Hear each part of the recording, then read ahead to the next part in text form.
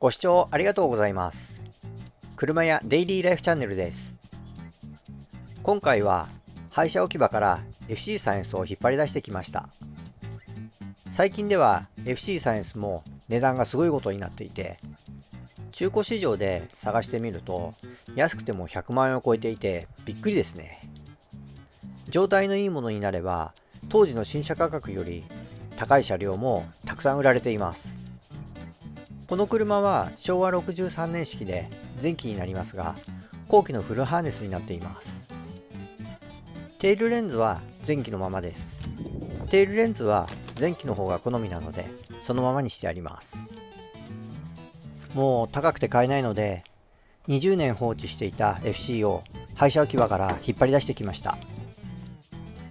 いやー、車内もホコリだらけです。メーターも後期のものに交換してあります。フルバケもボロボロです。レカロの SPG です。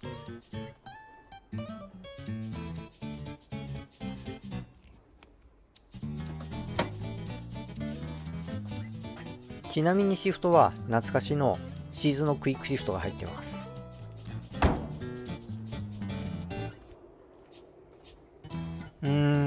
20年以上この状態で放置していたのでパネルがサビサビです。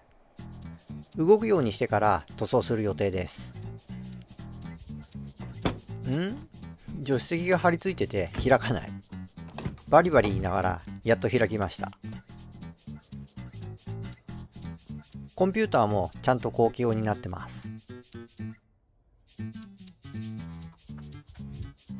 これがオイルクーラーで、これがブレーキのマスターで、これはコンデンサーで、下にあるのがリトラですね。こっちもですね。大体のパーツはあるはずです。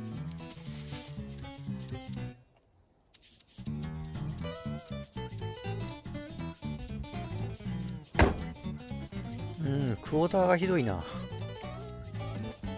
リアゲートのアブソーバーは元気ですね。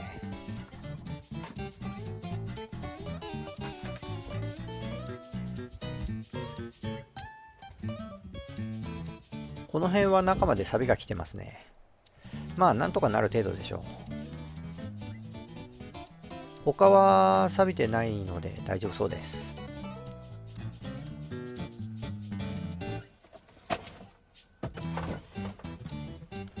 このコンデンサーは FD サイエンスのもので間違えて出してきてしまいました。アンダーコートは全部剥がしてあります。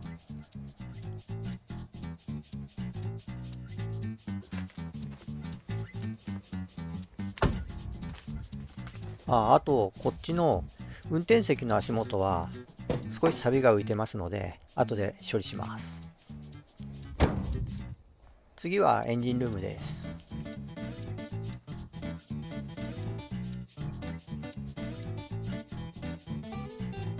ブレーキのマスターはこの状態なのでさっきのと交換します。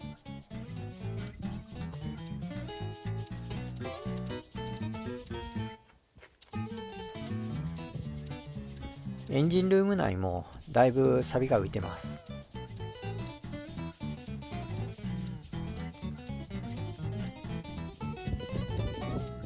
ヒューズボックスがないです。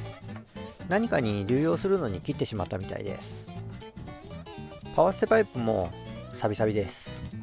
サビを取って使えればいいのですが厳しいかな。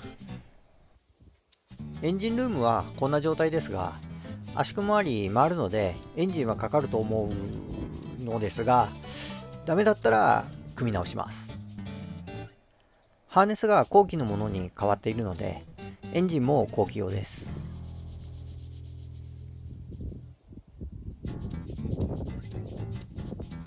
だいぶ前に組んだエンジンなのですが、組んでから1万キロ程度しか使ってないエンジンです。タービンはハイフロータービンです。このエンジンを組んだ時にオーバーホールしたのでまだ元気なはずです。多分。エアポンプがないですね。どこかにあったかな。オルタネーターもやばそうです。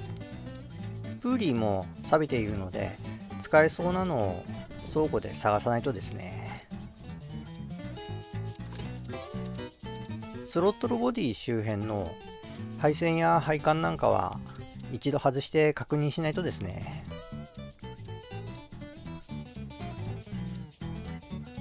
あ、確かここに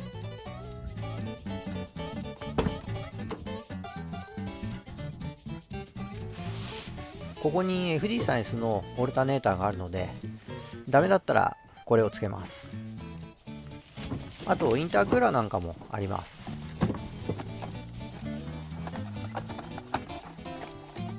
これはスロポジですね。対策品のやつを一応用意しておきました。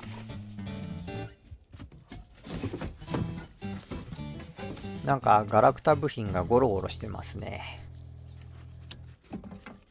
倉庫から使いそうな部品を適当にここに出してきたので、これから少し整理します。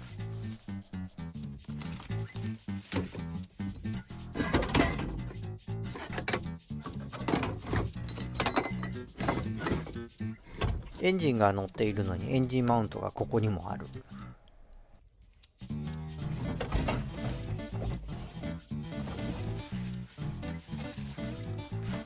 この車はドアモールが取れてどこかに行ってしまったので、とりあえず後期のドアモールを用意しました。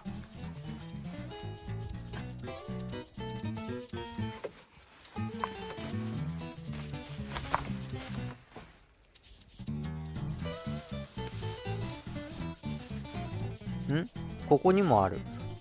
なぜかさもありますね。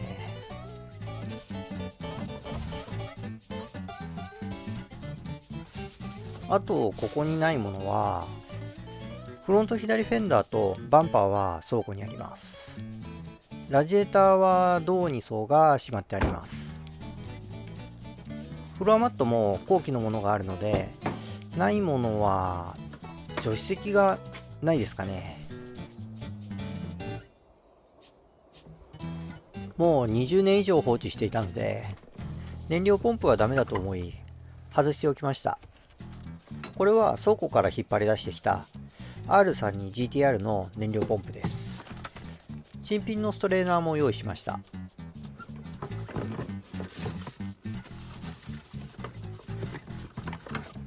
これがついていた燃料ポンプです。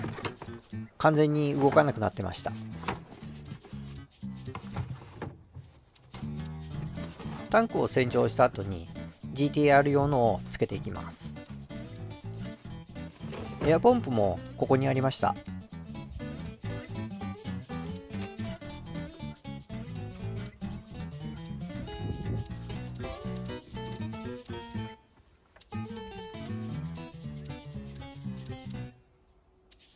あとは下回りを確認してみます。デフはクスコの 1.5 上が組んであります。高速ドリフト用ですね。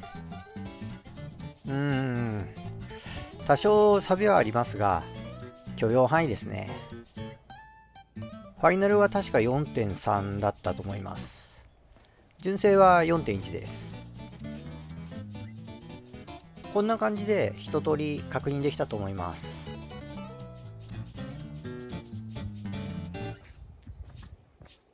長い間放置していたにしては、錆びて穴の開いているようなところはないようで安心しました。この辺の錆も錆を落として塗装だけで済みそうです。ああ、そうそう。板金が必要な場所がここですね。ここはもうパテが剥がれちゃってます。あとここです。おそらくここから水が侵入して中が錆びたのだと思います。反対側のリアフェンダーも塗装が剥げて錆びてます。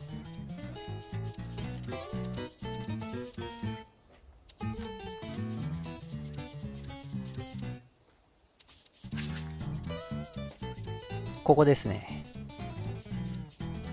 今回はここまでになります。